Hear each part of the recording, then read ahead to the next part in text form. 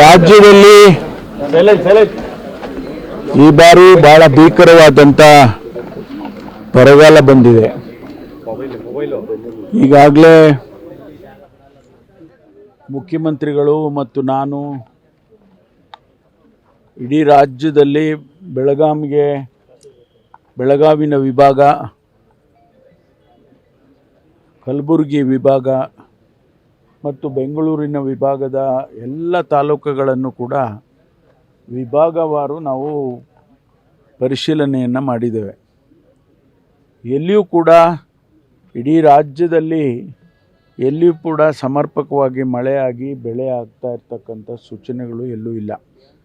ಇತ್ತೀಚೆಗೆ ಕಳೆದ ಒಂದು 10-15 ದಿವಸದಿಂದ ಒಂದಿಷ್ಟು ಕರಾವಳಿ ಪ್ರದೇಶದಲ್ಲಿ, ಮಲೆನಾಡು ಪ್ರದೇಶದಲ್ಲಿ ಒಂದಿಷ್ಟು ಮಳೆಯಾಗಿದೆ ಮತ್ತು ಬೇರೆ ಬೇರೆ ಜಿಲ್ಲೆಗಳಲ್ಲಿ ಕೂಡ ಒಂದಿಷ್ಟು ತುಂತುರು ಮಳೆಯಾಗಿದೆ ವಿನಃ ಎಲ್ಲೂ ಕೂಡ ಬೆಳೆ ಆಗ್ತಕ್ಕಂಥ ಲಕ್ಷಣಗಳು ಎಲ್ಲೂ ಇಲ್ಲ. ಇಡೀ ರಾಜ್ಯದಲ್ಲಿ ಒಂದು ರೀತಿ ಭೀಕರವಾದಂಥ ವಾತಾವರಣವನ್ನು ನಾವು ನೋಡ್ತಾ ಇದ್ದೇವೆ. ರೈತ ಭಾಳ ಸಂಕಷ್ಟದಲ್ಲಿದ್ದಾನೆ. ಬೆಳೆ ಸಂಪೂರ್ಣವಾಗಿ ಅವರ ಕೈತಪ್ಪು ಹೋಗಿದೆ. ನಮ್ಮ ಜಿಲ್ಲೆಯಲ್ಲಿ ವಿಶೇಷವಾಗಿ ನಮ್ಮ ಜಿಲ್ಲೆಯಲ್ಲಿ ಎಲ್ಲ ತಾಲೂಕುಗಳಲ್ಲಿ ಇಂಥ ತಾಲೂಕು ಚೆನ್ನಾಗಿದೆ ಅಂತ ಹೇಳೋಕ್ಕೆ ಬರೋದಿಲ್ಲ. 10 ತಾಲೂಕಿನಲ್ಲೂ ಕೂಡ ಇವತ್ತು ಬರವನ್ನು ನಾವು ನೋಡ್ತಾ ಇದ್ದೇವೆ. ರೈತರು ಕಂಗಾಲಾಗಿದ್ದಾರೆ. ಎಷ್ಟರ ಮಟ್ಟಿಗೆ ಅಂದರೆ ಕುಡಿಯೋ ನೀರಿಗೆ ಸಮಸ್ಯೆಗಳು ಆಗ್ತಾ ಇರ್ತಕ್ಕಂಥದ್ದನ್ನು ಕೂಡ ನಾವು ನೋಡ್ತಾ ಇದ್ದೀವಿ. ಇಂಥ ಸಂದರ್ಭದಲ್ಲಿ ಸರ್ಕಾರ ಅವರ ನೆರವಿಗೆ ಹೋಗಬೇಕು ಅಂತಕ್ಕಂಥ ದೃಷ್ಟಿಯಿಂದ ಈಗಾಗಲೇ ಅನೇಕ ಕ್ರಮಗಳನ್ನು ನಾವು ತಗೊಂಡಿದ್ದೇವೆ. ಅದು ಸಾಕಾಗಲ್ಲ, ಸಾಲದು. ಆದರೂ ಕೂಡ ಸರ್ಕಾರ ತಕ್ಷಣ ಏನೊಂದು ರೆಸ್ಪಾನ್ಸ್ ಮಾಡಬೇಕು ಅಂತೇಳಿ ಈಗಾಗಲೇ ಕುಡಿಯೋ ನೀರಿಗೆ ಪ್ರತಿ ಜಿಲ್ಲೆಗೆ 5 ಕೋಟಿ ರೂಪಾಯಿ ಕೊಟ್ಟಿದ್ದೇವೆ. ಪ್ರತಿ ಕ್ಷೇತ್ರಕ್ಕೆ 1 ಕೋಟಿ ರೂಪಾಯಿ ಕೊಟ್ಟಿದ್ದೇವೆ. ಅಂದರೆ ವಿಧಾನಸಭಾ ಕ್ಷೇತ್ರಕ್ಕೆ ಒಂದಿಷ್ಟು ಸಮಸ್ಯೆಗಳು ಬಂದಂಥ ಸಂದರ್ಭದಲ್ಲಿ ನೀರಿದ್ರೆ ಕೊಡಪ್ಪ, ಅವರಿಗೆ ಪರಿಹಾರ ಕೊಡಬೇಕು, ಅವರಿಗೆ ಸಹಾಯಕ್ಕೆ ನೆರವಾಗಬೇಕು ಅಂತೇಳಿ ಈಗಾಗಲೇ ಮುಖ್ಯಮಂತ್ರಿಗಳು ನಾನು ಸಂಪುಟದಲ್ಲಿ ಚರ್ಚೆ ಮಾಡಿ ಈಗ ಕ್ರಮ ತಗೊಳ್ತಾ ಇದ್ದೀವಿ. ಇಡೀ ರಾಜ್ಯದಲ್ಲಿ ಎಲ್ಲ ಸಚಿವರುಗಳು ಕೂಡ ಅವರು ವೀಕ್ಷಣೆ ಮಾಡಬೇಕು ಮತ್ತು ವರದಿಯನ್ನು ಮುಖ್ಯಮಂತ್ರಿಗಳಿಗೆ ಸಲ್ಲಿಸಬೇಕು ಅಂತ ಈಗಾಗಲೇ ಸೂಚನೆ ಕೊಟ್ಟಿದ್ದಾರೆ. ಅದಕ್ಕಾಗಿ ನಮ್ಮ ಜಿಲ್ಲೆಯಲ್ಲಿ ಕೂಡ ನಾನು ಇವತ್ತು ನಾಳೆ ಎಲ್ಲ ತಾಲೂಕುಗಳಿಗೂ ಭೇಟಿ ಕೊಟ್ಟು ಇಲ್ಲಿನ ಪರಿಸ್ಥಿತಿಯನ್ನು ಅಧ್ಯಯನ ಮಾಡಿ ವರದಿಯನ್ನು ಸರ್ಕಾರಕ್ಕೆ ಮುಖ್ಯಮಂತ್ರಿಗಳಿಗೆ ಸಲ್ಲಿಸ್ತೇನೆ. ಕೇಂದ್ರದ ನೆರವಿಗೂ ಕೂಡ ನಾವು ಈಗಾಗಲೇ ಮುಖ್ಯಮಂತ್ರಿಗಳು ನಾನು ಪತ್ರ ಬರೆದಿದ್ದೇವೆ. ಪ್ರಧಾನಮಂತ್ರಿಯವರಿಗೆ ಮತ್ತು ಗೃಹ ಸಚಿವರಿಗೆ ನಾನು ಕೂಡ ಪತ್ರ ಬರೆದಿದ್ದೀನಿ. ನಮ್ಗೆ ಇನ್ನೂ ಯಾವುದೇ ರೀತಿಯ ಪ್ರತಿಕ್ರಿಯೆ ಬಂದಿಲ್ಲ. ಮುಂದಿನ ದಿನಗಳಲ್ಲಿ ನಾವು ಇಡೀ ರಾಜ್ಯ, ಇಡೀ 240 ತಾಲೂಕು ಕೂಡ ಇವತ್ತು ಆ ಪರಿಸ್ಥಿತಿಯಲ್ಲಿದ್ದಾವೆ. ಆ ಅಧ್ಯಯನ ಮಾಡಿ ನಾವು ಸರ್ಕಾರಕ್ಕೆ, ಕೇಂದ್ರ ಸರ್ಕಾರಕ್ಕೆ ವರದಿಯನ್ನು ಸಲ್ಲಿಸ್ತೇವೆ. ಮತ್ತು ಡಿಕ್ಲೇರ್ ಮಾಡಬೇಕಾದ್ರೆ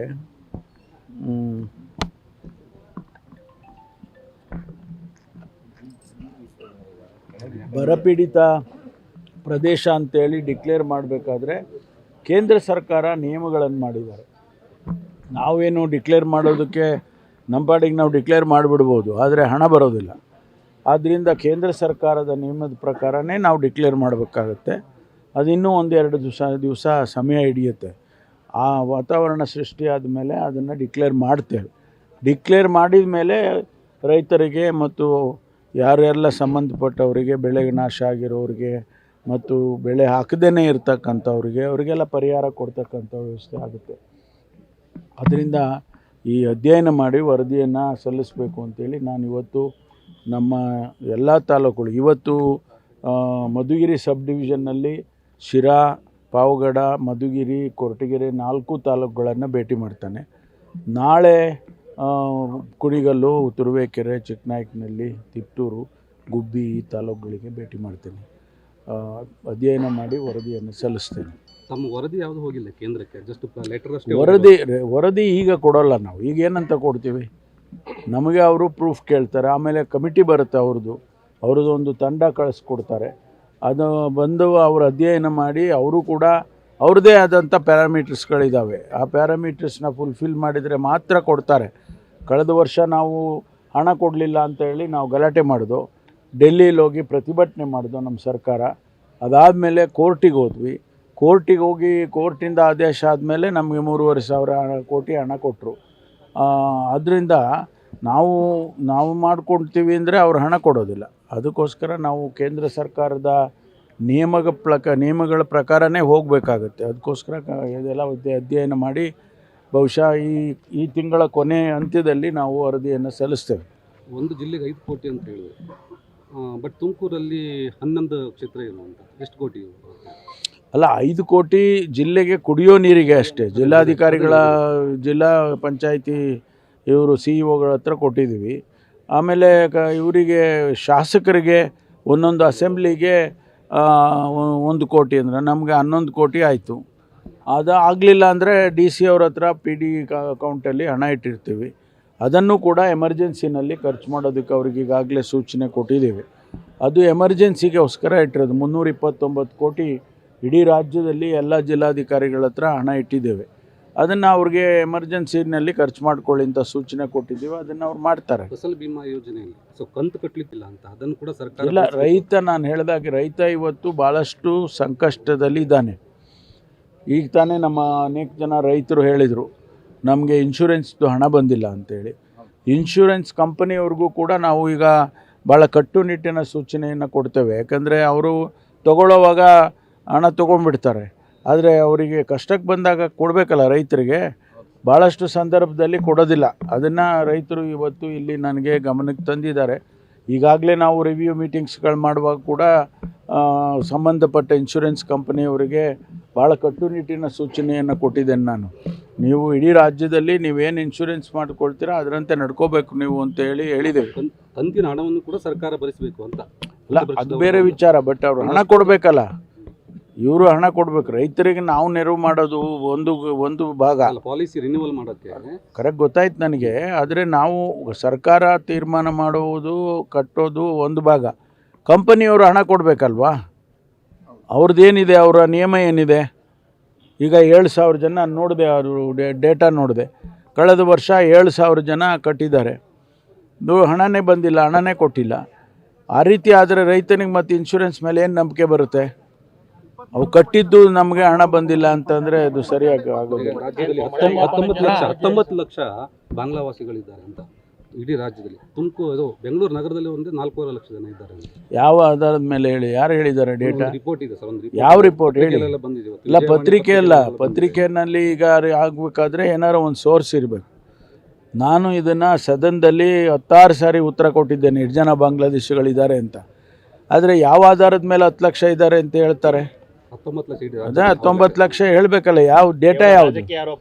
ಹೌದು, ಮತ್ತಲ್ಲದೆ ಇನ್ನೇನು. ಈಗ SIRನಲ್ಲಿ ನಿಮ್ಗೆ ಗೊತ್ತಾಗುತ್ತೆ ಯಾವ ಪಕ್ಷಾತೀತವಾಗಿ SIR ಯಾರು ಮಾಡೋದು. ಎಲೆಕ್ಷನ್ ಕಮಿಷನ್ನವರು SIR ಮಾಡೋದು. ಅವ್ರ ಡೇಟಾದಲ್ಲಿ 19 ಲಕ್ಷ ಬಾಂಗ್ಲಾದೇಶೀಸ್ ಇದ್ದಾರೆ ಅಂದರೆ ಅದ್ರ ಮೇಲೆ ಕ್ರಮ ತಗೊಳ್ಳೋಣ. ಆದರೆ ಅದು ಇಲ್ಲ, ಯಾವುದೂ ಇಲ್ಲ, ಬಾಯಿಗೆ ಬಂದಿದ್ದು ಡೇಟಾ ಹೇಳಿಬಿಟ್ರೆ ಅದು ಎಲ್ಲಿ ಏನಾದರೂ ಒಂದು ಆಧಾರ ಬೇಕಲ್ಲ. 1 ಕೋಟಿ ಜನ ಬಿಟ್ಟಿದ್ದಾರೆ SIRನಲ್ಲಿ. ಅದು ಬೇರೆ. ಅದರಲ್ಲಿ ನೋಡಿ, ಅದರಲ್ಲಿ ಅವರು ಸತ್ತಿರೋರು, ಆಮೇಲೆ 2-3 ಕಡೆ ಅವರ ಹೆಸರುಗಳಿರುತ್ತೆ ಅಂಥವರು, ಆಮೇಲೆ ಊರುಗಳು ಬಿಟ್ಟು ಹೋಗಿರ್ತಾರೆ ಅಂಥವರು. ಈ ರೀತಿ ಜನ ಹೊರಗಿನಿಂದ ಬಂದಿದ್ದು ಅವರು 10 ವರ್ಷ ಆದರೂ ಮಿನಿಮಮ್ ಇರಬೇಕು. ಇಲ್ಲದೇ ಇರೋರು ಈ ಥರದ್ದೆಲ್ಲ ಸೇರಿ ಅವರು 1 ಕೋಟಿ ಅಂತ ಹೇಳಿದ್ದಾರೆ. ಅದರಿಂದ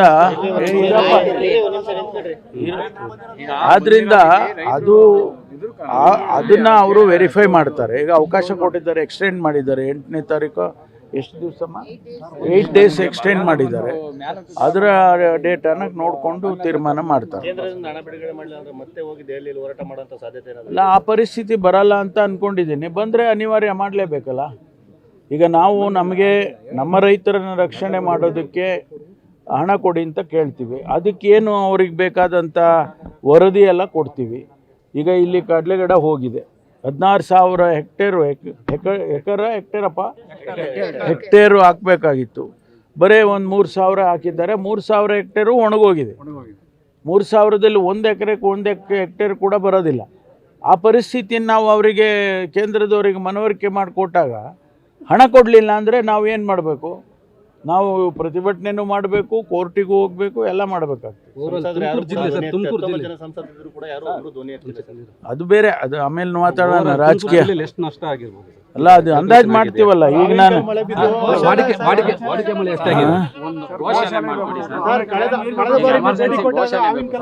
ಈಗ ನೋಡಿ, ನಾವು ಇಲ್ಲಿ ನಮ್ಮ ರೈತರು ಈಗ ಅವ್ರು ಹೇಳ್ತಿದ್ದಾರೆ ಗೋಶಾಲೆನೂ ಮಾಡ್ತೀವಿ, ಮೇವಿನ ಬ್ಯಾಂಕು, ಆ ಪರಿಸ್ಥಿತಿ ಬಂದಾಗ ಮೇವಿನ ಬ್ಯಾಂಕು ಮಾಡ್ತೀವಿ.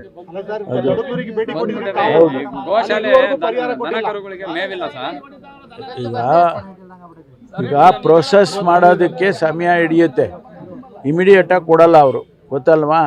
ಇನ್ಶೂರೆನ್ಸ್ನವ್ರು ಇಮಿಡಿಯೇಟಾಗಿ ಏನು ಹಣ ಬಿಡುಗಡೆ ಮಾಡಲ್ಲ. ಈಗ ಪ್ರೋಸೆಸ್ ಆಗಿದೆ, ಹಣ ಬಂದಿದೆ, ಕೊಡ್ತಾರೆ.